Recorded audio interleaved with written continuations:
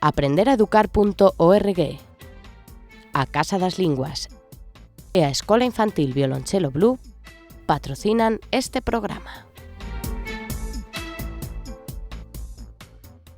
Continuamos con Escola de Pais. Hoxe temos a 4 persoas nesta mesa. Temos a presidenta da Federación Galega de TDAH, temos a Cristian Miller, que dirixe a Casa das Linguas, temos a Concha David, que é a alma mater desta idea de programa e a directora da Escola Infantil Violonchelo Blue, e temos a Cristina Gerpe, que faltábamos falar contigo, que eres psicóloga de aprenderaeducar.org. Exactamente. Bueno, es un proyecto nuevo, estamos en Bertamiráns y lo que pretendemos en Aprender a Educar es, efectivamente, educar a las familias. O sea, nosotros intervenimos a las familias en general. ¿Sabes? La familia, viene un niño, pero no nos centramos en el niño. De hecho, la terapia cuando mejor funciona es que venga el niño y los padres, ambos progenitores. ¿Qué hacemos? Nosotros lo que intentamos es darle herramientas a los padres para que sepan gestionar una educación, ¿vale? Y al mismo tiempo a los niños que sepan asumir que en su casa hay unas normas, ¿vale? Nos centramos también fundamentalmente en los trastornos de conducta, no relacionado a lo mejor con el TDAH, sino un poco los falsos TDAH, ¿no? Es nuestro interés, ¿vale? Y el porqué de esas conductas, que vienen muchas veces relacionados con un tema de atrás, pues con lo que había comentado un poco Concha, ¿no? El consumo de sustancias nocivas a edades cada vez más tempranas, baja autoestima. Normalmente esos niños tienen muy baja autoestima y lo que hacen un poco es llamar la atención y, bueno, pues tener ese tipo de conductas. ¿Vale? Y es un poco lo que intentamos, es darle unas pautas, unas herramientas a los padres para que sepan un poco tratar y que mejore la situación y que se restablezca un clima familiar adecuado.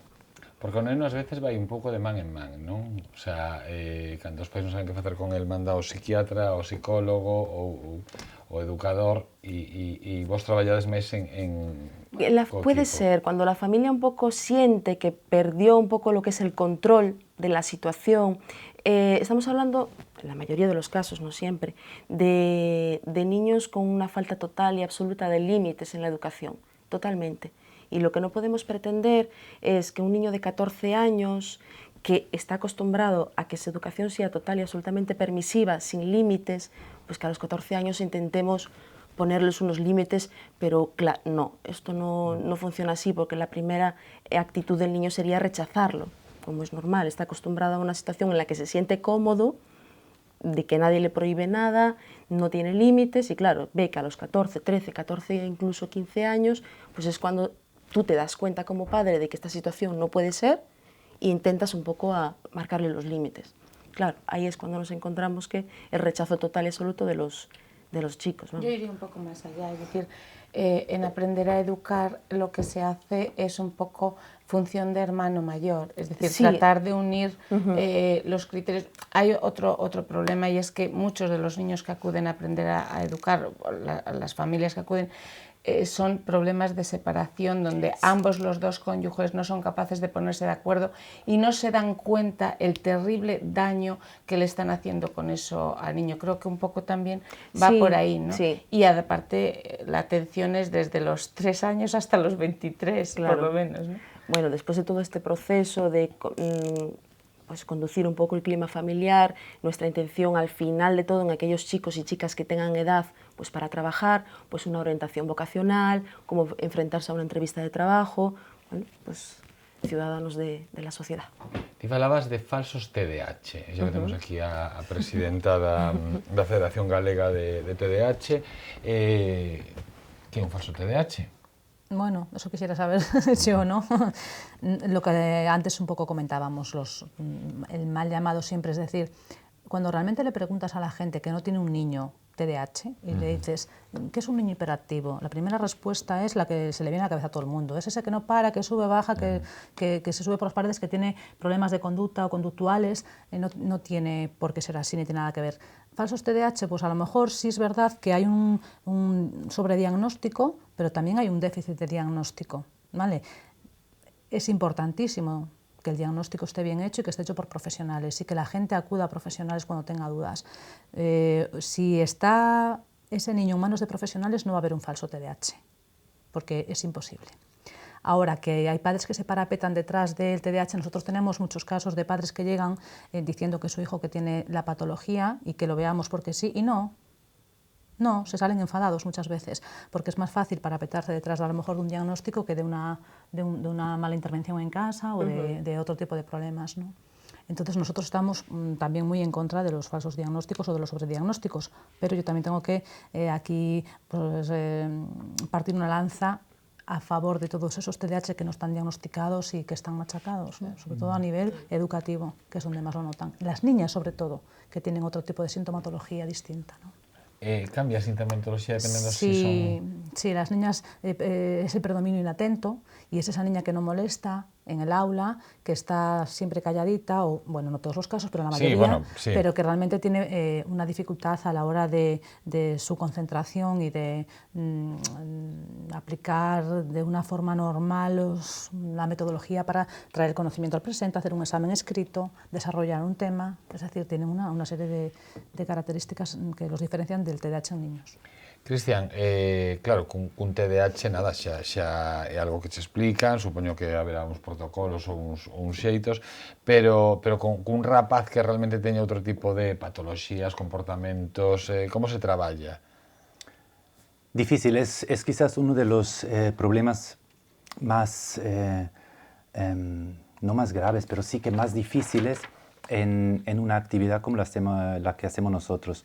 Tenemos esta actividad, como muchas otras más también, 2 horas por semana y tienes que sacar el máximo rendimiento porque claro, los padres pagan y yo no me sentiría bien si no tuviese la impresión que estoy sacando verdaderamente lo máximo. Entonces, si en un grupo de 8 niños tienes 1 o 2 que te pueden estropear la clase, ¿no? Entonces, esto de saber manejar a los niños en general es algo muy, muy importante. La disciplina en clase es fundamental. Repasamos siempre las reglas de conducta también en clase, en inglés. Aprenden ya frases enteras, qué es lo que hay que hacer, listen to the teacher, y cosas así, ¿no? Pero es cierto, y yo solo te puedo dar razón en lo que estabas diciendo, que muchos niños lo notas ya por la experiencia también, ¿no? que entran y que no conocen límites. Nosotros decimos que nuestras clases están basadas sobre todo en el juego, la música, pero las actividades lúdicas, el juego, que no hay que confundirlo, le digo a veces a la gente, con juerga, que es otra palabra parecida, pero que significa otra cosa. Porque a veces llegan los padres y dicen, no, es que el niño se aburre porque no puede hacer lo que le da la gana, es lo que está diciendo. Y digo, no, vamos a ver, si tenemos un juego, tenemos también limitaciones. Las limitaciones no son nada negativo, es una ayuda de orientación para un niño, ¿no? Entonces, si yo sé que esto es el campo de fútbol y yo no puedo salir de por ahí, de los lados o de atrás y pasar por la portería y meter un gol, no, eso va contra las reglas. Entonces, eso es muy importante, ¿no? Que los niños aprendan eso. Y lo que sí, también me parece muy interesante lo que estaba diciendo de esta organización, que los padres tienen también que aprender a educar. Quizás esto, o no quizás, el hecho de tener niños es el proyecto, si lo podemos llamar así, más importante de nuestra vida. Llegan niños nuevos, seres humanos nuevos, y nosotros somos los responsables para que puedan tener más tarde un futuro bueno, que sean sanos de mente, de conducta, de todo, y que mejoren el mundo, que hagan el mundo, sí, un poquito mejor. ¿Y cómo nos preparamos para eso? Con nada. Cualquier proyecto de nuestra vida, sea que montamos una empresa, sea que, qué sé yo, nos sentamos y nos ponemos y pensamos y le dedicamos muchísimo tiempo. Y a veces tengo la impresión que tener niños es como, bueno, pues a ver, ahora hacerlo como... Ya, y sin pensar gran cosa, sino que simplemente se va repitiendo luego la educación que uno mismo recibió, sin una verdadera reflexión.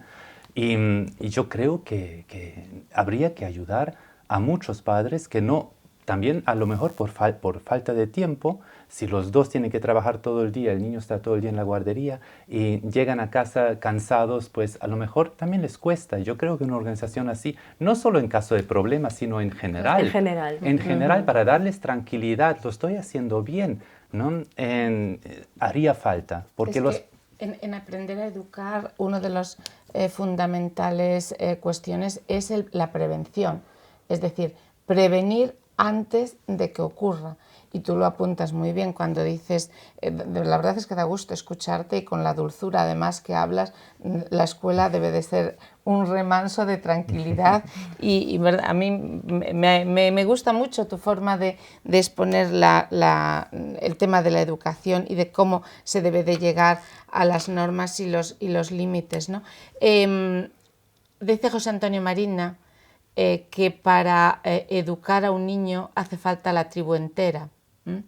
Y el problema es que la familia está demasiado ocupada en proporcionarle al niño todo lo material, ¿no? Es decir, que tenga pues, buena ropa, un buen colegio, que tenga todo aquello que nosotros no tuvimos. ¿Cuántas veces hemos escuchado decir, yo quiero que mi hijo tenga todo lo que yo...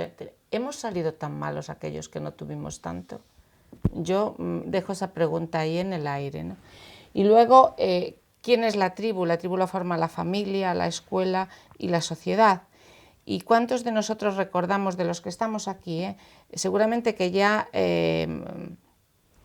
Cristina no, pero yo creo que tú aún sí, Monse, tú también, y esto no es porque os quiera poner de mayores, ¿no? No, pero... ya porque ya sé que me vas a saltar con el tema. Pero ¿cuántos recordamos que a veces un vecino, un amigo de nuestro padre o de nuestra madre nos ha llamado la atención porque estábamos rompiendo un mobiliario urbano o porque estábamos contestando de forma que no era adecuada? Eso antes se hacía, era la propia sociedad incluso la que ayudaba a los padres y a los profesores a educar. Hoy Dios nos libre. A mí me pasaba este día, estaba en las CIES, había un niño diciendo una sarta de tacos todos seguidos. El niño tenía unos 6, 7 años y le dije, hombre, no digas esto que suena muy mal. Digo, bueno, soltó otra ristra más y el padre y la madre, que estaban muy próximos, se quedaron tan anchos, ¿no? E logo el profesorado. Pero claro, unha cousa, Concha. Eu nunca rompí mobiliario urbano. No, bueno. Claro, era para que quedara, básicamente para que quedara claro. No, bueno, hombre, ya quiero decir, pero seguro que hubo algún vecino que te dijo en algún momento, sí, oye, algo, sí. No cojas esas bertas de ahí, o no cojas esa fruta. É diferente. ¿Ves? Ya empezamos la discusión, Carlos y yo. No. Esto es habitual. Digo, que diferente cando, como no meu caso, medras nun pueblo, nun pueblo, sí. que ao final coñécese todo o mundo, ou medras nun barrio, como pode suceder aquí en Santiago, que o mellor cando ti chegas é alguén que non coñeces de nada, lle chamas a atención. Quero dicir, penso que a situación é diferente, que o mellor ti no barrio ou no pueblo sí que te tomas esa confianza, non? De dicirle algo. Tú prueba hoy, aunque sea en el rural, a decirle a un niño algo. Verás tú cómo tiene más que hablar que tú y el padre, si me apuras, te dice, pues eso no le corresponde a usted. No voy a entrar en detalles, pero sí que teño. Y después, en cuanto a los profesores, pues efectivamente los profesores necesitan también que la familia colabore. ¿Cuántas veces hemos escuchado decir a un profesor, es que he mandado recado a casa porque el niño ha tenido un comportamiento y el padre no ha aparecido? Yo se lo he oído muchas veces a los profesores y seguramente que tú también, ¿verdad, Cristian? Entonces, un poco debemos de colaborar todos y estamos en un momento en que la fase conductual de los niños está sufriendo, pero un grave quebranto que después, cuando llegan a los 17, 18, 20 años, quien paga la consecuencia son primero los padres, pero después la propia sociedad también. Entonces, en ese sentido sí que es importante que hagamos un trabajo de prevención y en Aprender a Educar, por ejemplo, sí que lo están haciendo. Retomamos o tema do que estábamos a falar por dúas cousas. El falaba de normas, Cristian falaba de normas e E a uns nenos, a uns cativos de 3 anos, xa se lle poñen normas. Digo 3 anos porque son cando se comezan. Mira, es más, este día preparando la entrevista que hicimos en el Correo en gallego, Cristina y yo, hablábamos con Pedro García Aguado, que es nuestro socio en el proyecto Aprender a Educar, y decía, vamos a ver, las normas, ¿desde cuándo sois partidarios de poner? Dice, desde los 0. Digo yo, pero ¿cómo que de los 0? Hombre, sé un poco consecuente. Y me dice, no, vamos a ver, ¿qué entendemos por normas? Normas son horarios, costumbres, hábitos. De la misma manera que el biberón se le va a dar en aquellas horas determinadas, el sueño en aquellas horas determinadas, el juego en aquellas horas determinadas, el colo en aquellas horas determinadas, eso ya son normas en sí mismo.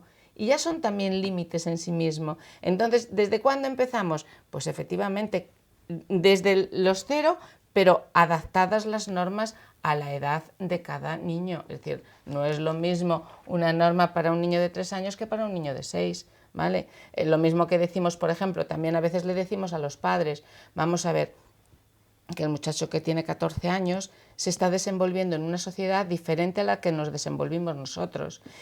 Y habrá que tener un tira y una afloja. Los chavales también tienen problemas, pues cuando les salen los primeros granos o cuando y se ponen rebeldes y dicen, ¿pero por qué? Pues quiero que me llevéis a un médico, quiero que se me quiten los granos, y están irascibles. O cuando la chica de sus sueños no le hace caso. Los chicos también tienen problemas y hay que saber también escucharles. Pero evidentemente son distintos los problemas de un chico de 15 años que de un chico o de un bebé de 3 años. Y claro que se ponen normas. Por ejemplo, en la escuela infantil, ellos saben en cada momento lo que tienen que hacer. Funcionamos con música, ¿vale? Es decir, hay una música para salir al recreo, hay una música para trabajar la ficha o el proyecto, hay una música para salir a escuchar música y a bailar. Tú lo has visto, Monse, que has estado en la escuela, funcionan con una música y saben que esa música es para cada actividad. Eso ya es una norma en sí misma. Es decir, ya se le está diciendo cómo tienen que ir, ¿no? Exactamente, hacemos exactamente lo mismo, la música, para cambiar de actividad. Creo que es muy importante decir que normas no es simplemente ir en contra de los niños, ¿no? Que son como los malos, que los tenemos que frenar. Decirlo, claro. La gran mayoría, yo soy una defensora férrea de los adolescentes, de los peques y de que ellos tienen su propia personalidad, y a veces nosotros tenemos que adaptarnos un poco también a ellos y a su mundo, ¿no? A sus necesidades. Entender también hay una por parte qué son que no, así. claro, efectivamente, hay una parte que no, y que se generan una serie de problemas a nivel de familia que luego acaban pues mostrándose en conductas desadaptativas o disruptivas, que sí que es verdad que hay que ponerle más, pues un poco de freno y límites. La formación de los papás es fundamental. Nosotros también hacemos escuela de padres una vez al mes, no somos un cuidaniños, somos un equipo que tiene que funcionar conjuntamente para que todas esas pues yo no sé si más que normas, que lo son, a veces son también un poco estrategias para conseguir lo que quieres, claro, sin necesidad de un enfrentamiento que te va a llevar a perder, porque hoy en día están sobreestimulados y saben más que nosotros a la hora de conseguir o intentar conseguir. Pierdes la fuerza en el camino por la propia vida que llevamos hoy en día, de trabajo, de agobio, de no poder parar, y claro, necesita muchísimo más esfuerzo a veces del que puedes dar para que se sostenga pues la palabra que has dicho y la norma que has impuesto. Entonces sí que hay mecanismos para que tú puedas conseguir eso sin que ellos sean tan conscientes de que lo están haciendo de manera obligada. Gracias a Dios hoy piensan de forma diferente a nosotros. Hoy, cuando yo a veces voy a los coles y le digo al personal educativo, ¿no? Pues yo le enseño a mi hijo a discrepar y quiero que siga discrepando con educación siempre, pero es fundamental eso, claro, de porque lo digo yo, o no te está faltando el respeto porque simplemente te dé la opinión que tiene sobre determinada intervención o actuación. Si lo hace con educación, tiene todo el derecho del mundo a discrepar y a que lo escuches. Fundamental. Después también tiene que saber respetar. Hay jerarquías, las habrá toda la vida, siempre las ha habido y siempre las habrá, y además son importantes a nivel social para que una tribu funcione, ¿no? Como decías tú. Pero sí es verdad que hay que buscar los mecanismos. Pero ainda me contaron outro día un caso dunha nena pequena, terá 7, 8 anos, mais non ten, e esta nena, pois, cando chegou o primeiro día a clase, a profesora ou o profesor, non lembro, díxolle que solamente lle ia mandar deberes 2 días a semana. Entón, que pasou? Pasou o tempo, foi pasando o tempo, e a nena atópase con que lle mandan, pois, deberes, en vez de 2, 5 días a semana. Entón, a nena está indignada, pero non tanto polo feito dos deberes, sino pola mentira. Polo engaño. Claro, entón, a nena, que era onde quería chegar eu, a nena formúlalle a nai a seguinte cuestión, lle di a nai, é que estou indignada, e a nai, claro, dille, pois dillo a túa profesora. Quero dicir, ti si podes entender o mellor que xa un neno hoxendía teña ese tipo de diálogo cun pai, non? Pero cun mestre o mellor aínda costa, non que o mestre esa edad entenda... tan temprana, sí, y que el profesor lo permita. A veces eso también, me refiero. yo a veces le digo, mira, lo que vosotros consideráis una falta, vamos a darle la vuelta. Yo intento siempre, cuando voy a los centros educativos, hay muchísimos profesionales implicadísimos. Esta nena é educadísima, estou me sí, refirindo no a... Non é unha protesta. Tenemos la mala costumbre de no dejarlos hablar, de no escucharlos, tenemos esa mala costumbre. De no escucharlos y de imponer, y venga, y no se les deja...